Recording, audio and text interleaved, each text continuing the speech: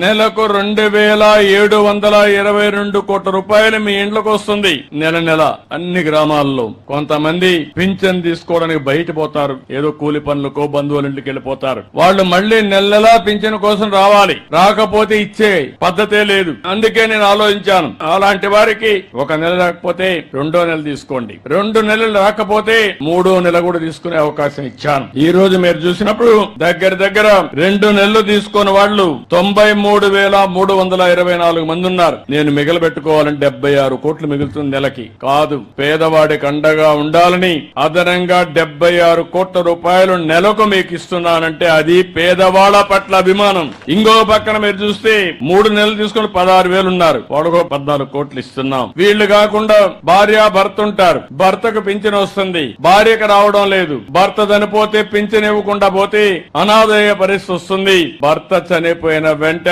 భార్యకు పింఛన్ ఇచ్చే విధానానికి శ్రీకారం చుట్టామని చెప్పి కూడా మీకు తెలియజేస్తున్నాం. ఆటోమేటిక్ గా ఇస్తున్నాం. రెండోది మీరు ఒక్కసారి గుర్తుపెట్టుకోవాల్సింది, ఈ రోజు పింఛన్లు మీ ఇంటికి పంపిస్తున్నాను, 7 గంటలకే పంపిస్తున్నాం. మళ్లీ టెక్నాలజీలో అనుసంధానం చేస్తున్నాను. ఎక్కడిచ్చాడో కంట్రోల్ రూమ్ నుంచి మీ ఇంటి దగ్గర ఇచ్చాడు.